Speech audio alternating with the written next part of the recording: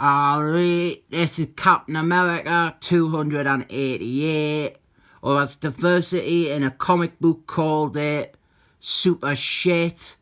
He said this was worthless and this was crap. This is part 3 of the ongoing Dethklok storyline. Captain America, he has teamed up with Dethklok, and together they have travelled to Dethklok's world, which is a depressing dystopian Earth in the far-off future of 1991. Although the cover gets it wrong, somehow it thinks that it's set in the even further off future year of 1993. It isn't total crap. It's a weak ending to a story that had a lot of promise, but there's occasional moments of quality. Even Diversity in a comic book, he said the art was really good and the stuff in caption boxes was good.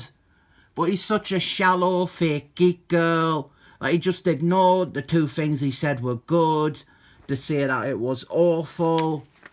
I didn't respect his opinion on comics at all, but I'm not gonna lie and say that this is brilliant, because it is not. Captain America, he ends up taking a bit of a back seat to Dethklok, but then even Dethklok, he almost gets pushed away to the background in favour of showing this post-apocalyptic world and the resistance.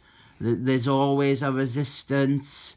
This ragtag group of ragtags, not my words, the words of Diversity in a comic book, they are all set up and given names and exposition and character traits and focus, and nobody cares.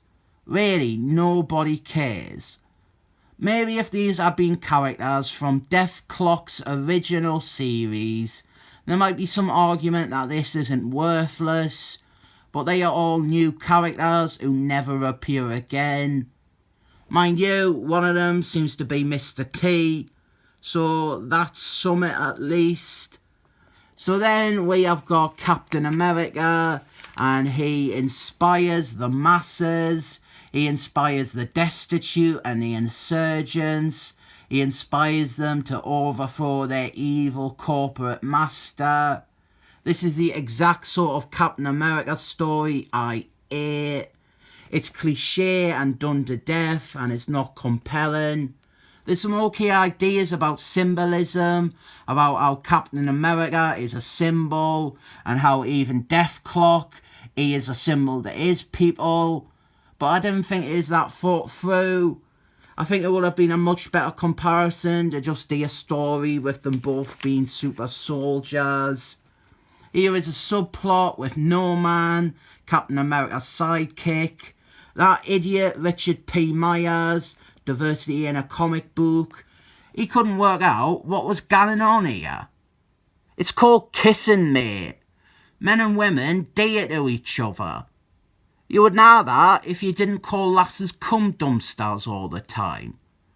Also, notice that the evil, alt-right, misogynistic man, cis person, toxic white male man, incel man, he didn't even mention the subplot with the female character. Captain America's girlfriend, she is upset that their date to meet her parents has been ruined. This is a baddie, he is like the Overlord or something like that. He also created Dethklok, I think. As you can see, he is yellow, which is almost orange, which means this is obviously a reference to Donald Trump, obviously. So Captain America, Dethklok and the others, they launch an attack, and then there is there's Mr. T again. I pity the fool, that is what he says. And this is where Diversity in a comic book went no. They fall into a trapdoor maze. How dare they? They fell into a trapdoor maze. That is unacceptable. How How on God's earth did they fall into a trapdoor maze? I cannot believe it. They fell into a trapdoor maze. These characters, they all fell into a trapdoor maze. They were stood on a trapdoor and it opened and they fell into a maze. And now it's unbelievable, but they fell into a trapdoor maze. This is really just another excuse to try and give some spotlight to these rubbish characters. But Captain America and Dethklok, they managed to get to the baddie, and then there's like a RoboCop bit where Dethklok, his protocols won't let him kill the baddie. Instead he shoots Captain America because Captain America, he is considered a threat to the baddie. But the thing is, his protocols might not want him to kill the baddie, but his humanity will. So blam, blam, blam, he shoots him, and this bit is good. Again, notice Mr. I Love Soldier Boys and Big Guns, he didn't even draw attention to this page. The best page in the whole comic. He's just saying, I am a man, I am a man, I am a man. It's almost like a script for Jawbreaker was. So yeah, Dethklok, he kills him and that's about it. Some people would rather just read the same 4 Hank Miller comics hour and hour again. But this is not great at all.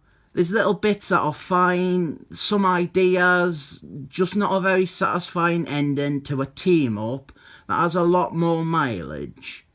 It's a very traditional Captain America story that he is not in that much, and I don't know. Maybe if you're a big fan of the original Dethklok stories, you might get a lot more out of it.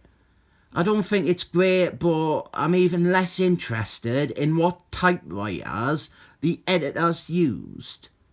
This isn't actually the end of this story, because obviously Captain America is still in the future year of 1991. I'll rate this 7 thumbs up.